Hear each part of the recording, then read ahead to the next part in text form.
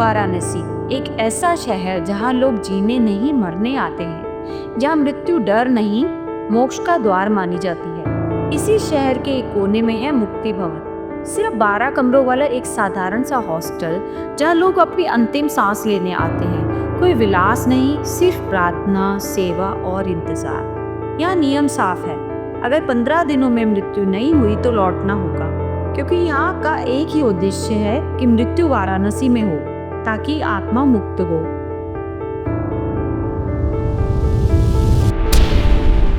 इस विश्वास के पीछे है एक वचन, शिव का वचन। जब शिव ने अपने भक्त ऋषि मार्कंडेय को यमराज से बचाया था, उन्होंने कहा था, काशी में मृत्यु का द्वार बंद है, यहाँ यमराज प्रवेश नहीं कर सकते।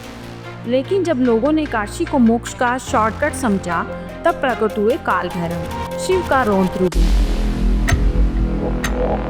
ऐसे रक्षक जो काशी के द्वार पर तैनात हैं, पापों का हिसाब लेने के लिए, और जो पाप लेकर यहाँ आते हैं उन्हें मिलती है भैरवी यातना, एक ऐसी पीड़ा जो चंद पलों में उनके सारे कर्मों का हिसाब चुका देती है। इसके बाद अंतिम यात्रा पहुँचती है मणिकर्णिका घाट, जहाँ चिता 24 घंटे चलती है। कहा जाता है कि मृत्यु का एक 12 दिन का प्राकृतिक क्रम होता है। यदि उस समय से पहले शरीर जला दिया जाए तो उसकी ऊर्जा वातावरण में बिखर जाती है। अघोरी इसी ऊर्जा से अपनी साधना करते हैं। महामृत्युंजय मंदिर भी इसी परिसर में स्थित है, एक रहस्यमयी कुएं के साथ। मान्यता है कि भगवान धन्वंतरी स्वर्ग जाने से पहले अपनी सारी औषधियाँ इस कुएं में डाल गए थे। तब से इस जल को दिव्य जल माना जाता है। जो इसे पीता है वह रोग मुक्त हो जाता है। काशी, जहाँ मृत्यु मोक्ष देती है, वही जीवन भी बचाया जा सकता है। ये शहर 2 चरम सीमाओं का संगम है, जीवन और मृत्यु, पाप और पुण्य, पीड़ा और शांति। यहाँ मृत्यु अंत नहीं, शुद्धि है, और जीवन केवल एक यात्रा, मोक्ष तक पहुँचने की एक और कोशिश। हर जीवन का एक अंतिम पड़ाव होता है। हिंदू धर्म के अनुसार मृत्यु केवल एक अंत नहीं बल्कि आत्मा की शुद्धि का अवसर है। यह क्षण तय करते हैं कि आत्मा पुनर्जन्म लेगी या मोक्ष को प्राप्त करेगी।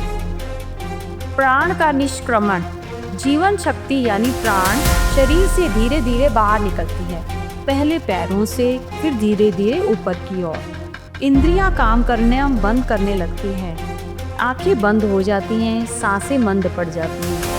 स्मृतियों की झलक, मृत्यु के अंतिम क्षण में व्यक्ति अपने पूरे जीवन की झलक एक साथ अनुभव करता है। अपने कर्म, रिश्ते और पछतावे सब एक साथ सामने आते हैं। अंतिम स्मरण, भगवद गीता के अनुसार जो भाव या विचार मृत्यु के समय स्मरण होते हैं, आत्मा का अगला जन्म उसी के अनुसार होता है। इसे अंतिम स्मरण कहा जाता है। ईश्वर का स्मरण, यदि कोई व्यक्ति अपने अंतिम समय में भक्ति में लीन हो, ईश्वर का नाम स्मरण करे, तो ऐसा माना जाता है कि वह मोक्ष को प्राप्त कर सकता है। दिव्य या यम दर्शन, कुछ मान्यताओं के अनुसार भक्तों को आराध्य देवता दिखाई देते हैं, जबकि पापियों को यमदूत। भैरवी यातना, विशेष रूप से काशी जैसे तीर्थ स्थलों में एक मान्यता है कि आत्मा को अपने सभी पापों का संक्षिप्त रूप में अनुभव होता है, एक तीव्र पीड़ा के रूप में। इसे ही भैरवी यातना कहा गया है।